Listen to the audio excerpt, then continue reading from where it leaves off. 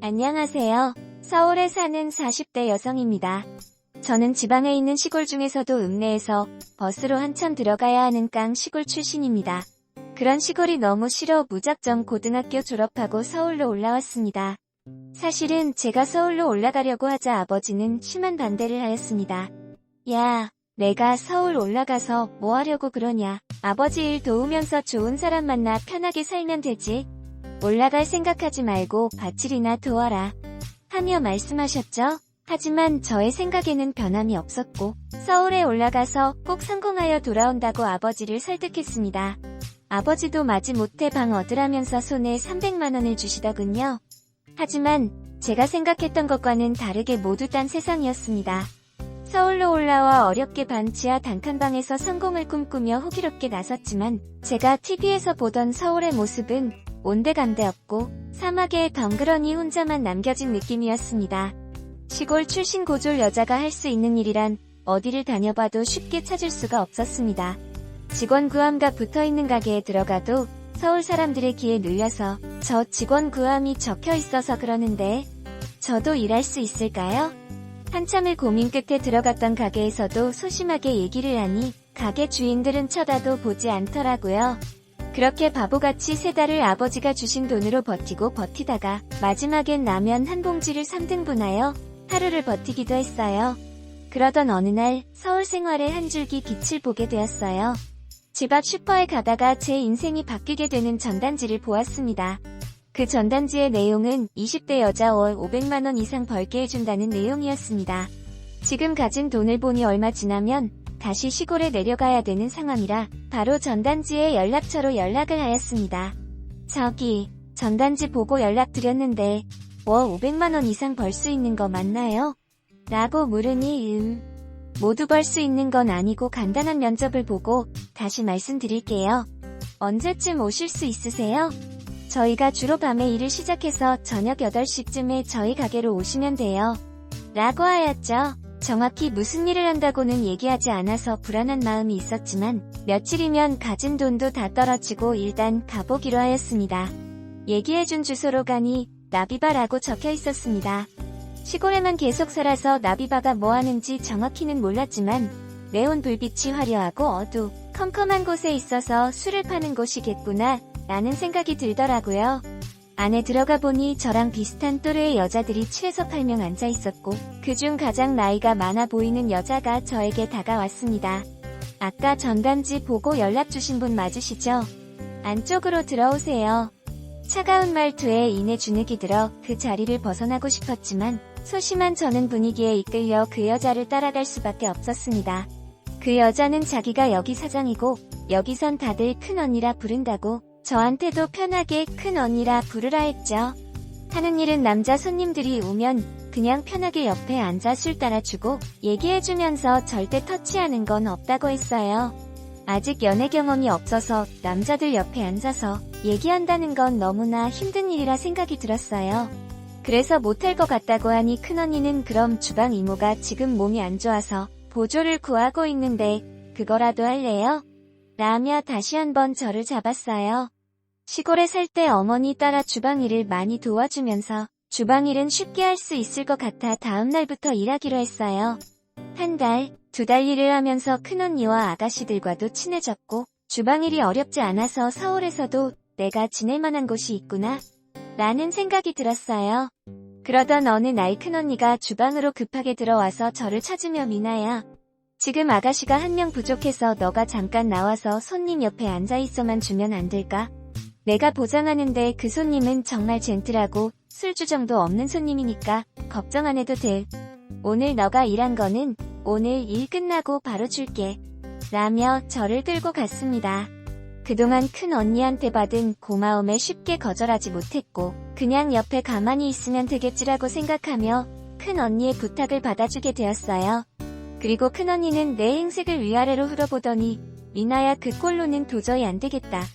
이벌룸에 들어가서 이 옷 갈아입고 와. 그때 처음으로 드레스라는 걸 입어봤어요. 사실 드레스라기보다는 지금 여러분들이 상상할 수 있는 홀복에 가까웠죠. 처음으로 그런 옷을 입고 언니의 손을 잡고 손님에게 다가갔어요. 언니의 말대로 뻘쭘하게 앉아만 있었는데 그 손님은 그 모습이 오히려 더 귀엽다며 팁까지 챙겨주더군요. 그리고 얼마의 시간이 흘렀을까요? 손님은 어느새 양주 2병을 금세 치워버리더니 다음에 또 만나자며 가게를 나섰습니다. 그리고 제 앞에는 현금이 쌓여 있었죠. 양주를 2병 먹는 동안 그 손님이 귀엽다고 저에게 준 팁들이었어요. 그 돈을 보니 처음 알았어요. 이렇게 쉽게 돈을 벌 수도 있다는 사실을. 그동안 아가씨들과 친해졌다고 하지만 수입이 얼마 정도인지 몰랐었는데 막상 돈을 받아보니 저도 할 수 있겠다는 근거 없는 자신감이 생기더군요. 큰 언니는 그래. 너처럼 순박해 보이면서 젊은 아가씨는 월 500만원이 아니고 월 1000만원 이상 벌 수 있으니까 잘 생각했어. 나랑 같이 돈 많이 벌어보자. 내가 잘 챙겨줄게. 라며 흔쾌히 허락해주더군요. 하지만 본격적으로 일을 시작하니 제가 너무 일을 쉽게 보고 있었습니다. 제가 처음 상대한 젠틀한 손님은 더 이상 찾을 수가 없었습니다. 술만 먹으면 저를 더듬고 야한 얘기도 서슴지 않게 하였고 제 생각과는 거리가 멀었습니다.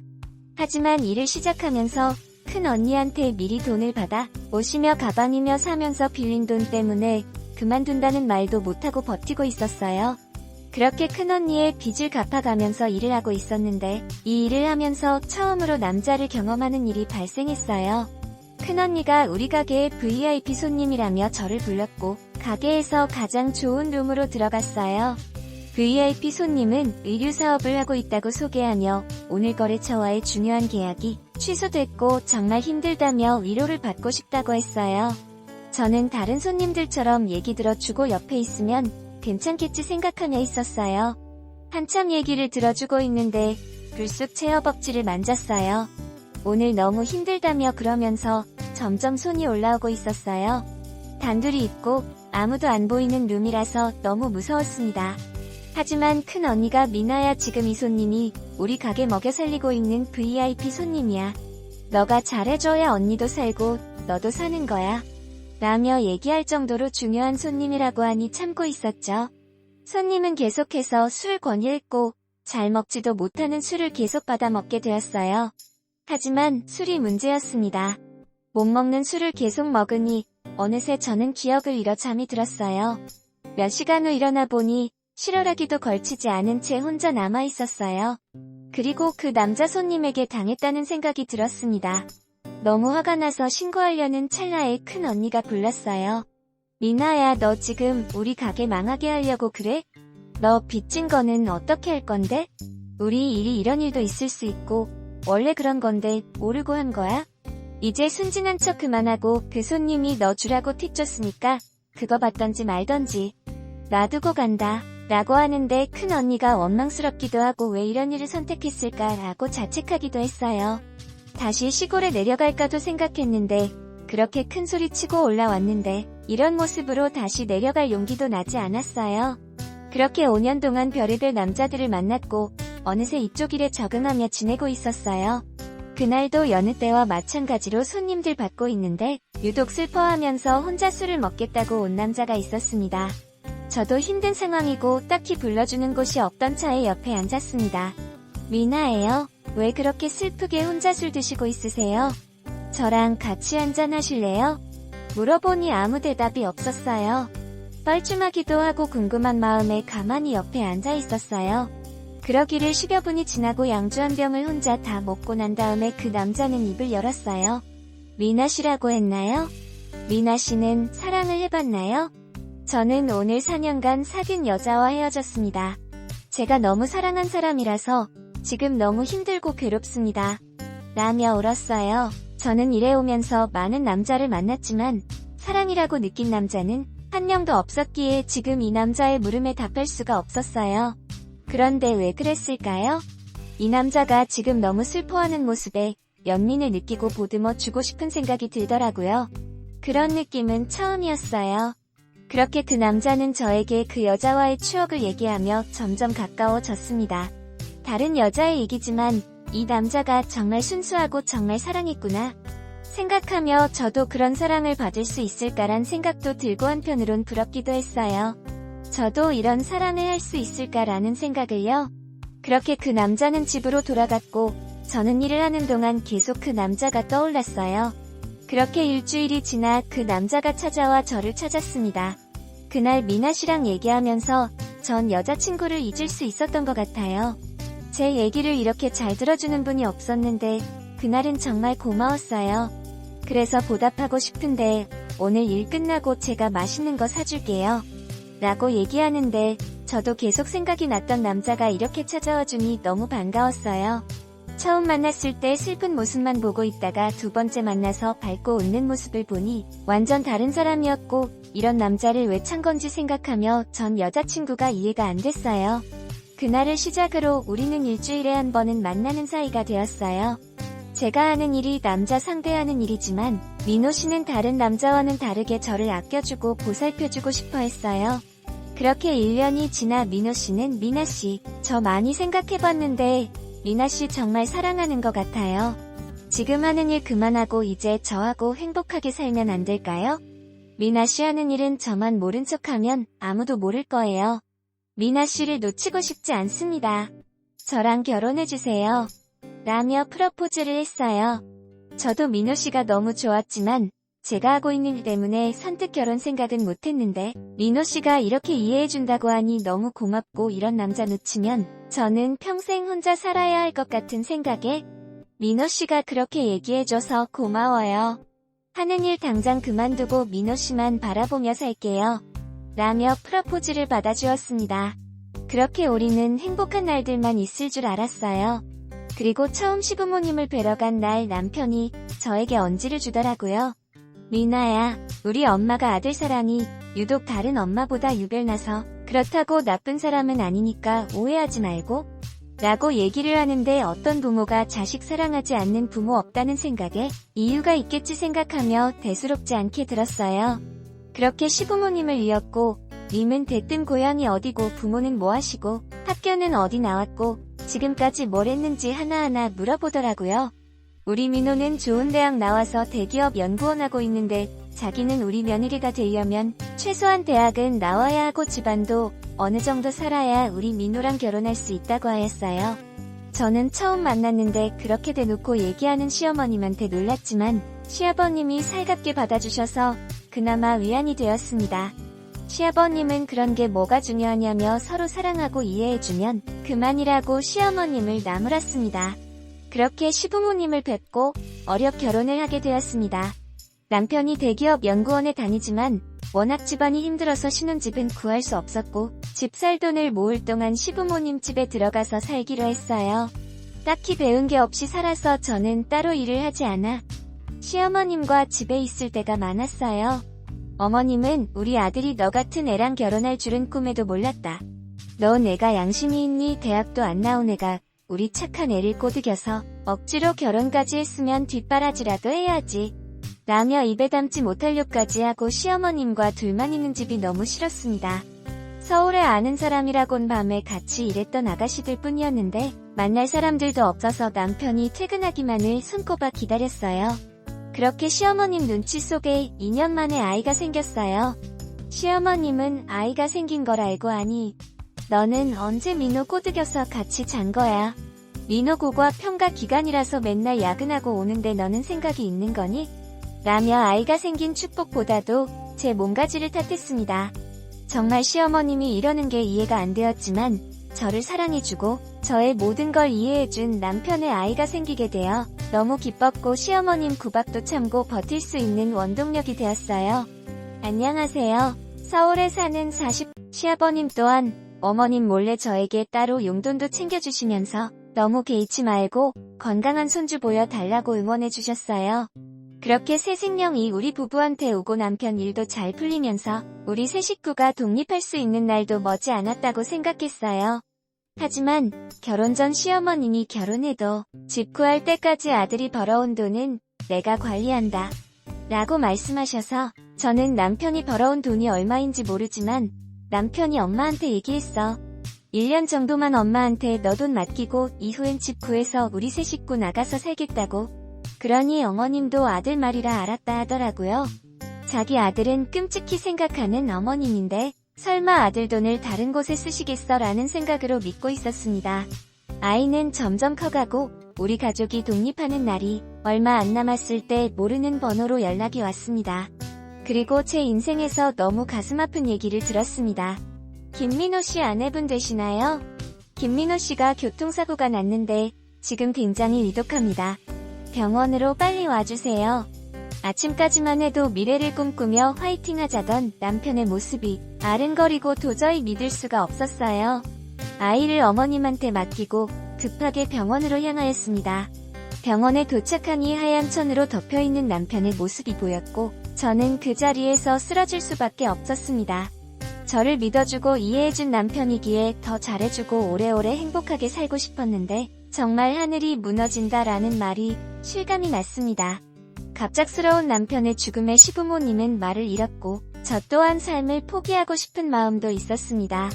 남편 장례식 때 시어머님은 내가 너 보면 남편 잡아 먹을 것 같아서 결혼을 그렇게 말렸는데 기어코 사단을 내는구나. 이제 너랑 나랑은 남이니까 얻는 짐 싸서 너 알아서 살아라. 라며 저를 장례식장 밖으로 쫓아내려고 했어요. 정말 저는 나 때문에 남편이 죽었나? 내가 그렇게 하면 안 되는 사랑을 하였나? 내가 너무 욕심이 많았나? 한편으론 남편한테 미안했고 이제 남편도 없고 아이랑 어떻게 살아야 하나 걱정도 되었어요. 그래도 시아버님이 아니 이제 돌 지난 애를 데리고 어딜 나가서 살라는 거야? 라며 시어머님을 다그치시고 저에게는 아가야. 걱정 말아라. 나중에 아들이 모아놓은 돈은 너한테 챙겨주마. 그 돈으로 집 구해서 손주랑 그 집에서 다시 시작해라. 라며 이제 혼자 남은 저를 챙겨주셨어요. 그래서 저는 시아버님 말을 믿고 다시 시부모님 집에서 살게 되었어요. 빨리 돈을 챙겨주셔서 남편의 하나뿐인 핏줄인 아이와 새로운 삶을 살고 싶었어요. 그런데 아버님께선 민호가 번 돈은 민호 엄마가 가지고 있는데 너한테 주라고 계속 얘기하는데 듣지도 않고 3달 후에 걔 돈이 나오는데 그거 내가 먼저 챙겨서 너한테 줄 테니까 좀만 기다려주라 아가야. 라며 저에게 미안한 마음을 전하였어요. 방 안에 틀어박혀서 행여나 어머님이 방에 들어오지는 않을까 숨죽이며 하루하루를 지냈어요. 가끔 아버님이 필요한 거 없냐며 용돈을 챙겨주고 아기 용품도 사다 주셨어요. 아버님도 없었으면 어떻게 살았을까 생각하며 감사했습니다.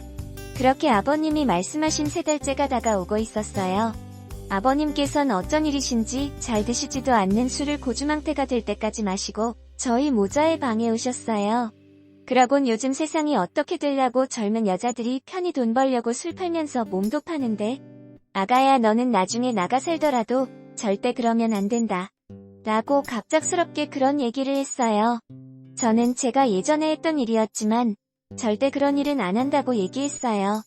아버님이 저를 보는 눈빛엔 뭔가 알고 얘기하는 것 같은 느낌이 들었지만 저 혼자 괜히 찔려서 그렇게 느낀 거 생각했습니다. 그날 이후 세상에 믿을 사람이 아무도 없다는 걸 느낄 수 있는 사건이 발생했어요. 어머님이 모임으로 하루 집을 비운다고 하였어요. 저는 어머님이 없는 하루라 생각하니 너무 기뻐서 아이와 함께 거실에서 얼마 만에 느껴보는 평안을 느끼고 있었어요. 술에 잔뜩 취해서 들어오신 아버님은 아가야. 남편이 그렇게 되고 너무 많이 외롭지? 하긴 예전엔 더 많은 남자 만났으니까 이젠 남자들이 지겨울 수도 있겠구나. 안 그러니? 라고 묻자 저는 당황해서 아버님 무슨 말을 그렇게 하세요?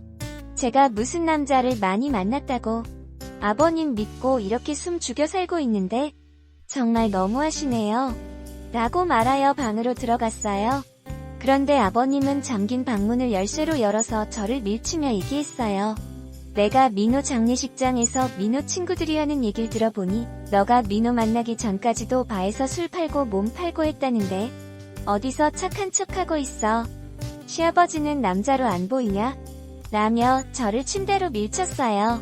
저는 속인 건 죄송하지만 이러시는 건 아니라고 말씀드리며 도망치려고 했는데 아버님의 완력에 움직일 수가 없었어요. 그리곤 아버님의 뜻대로 제 몸을 맡겼습니다.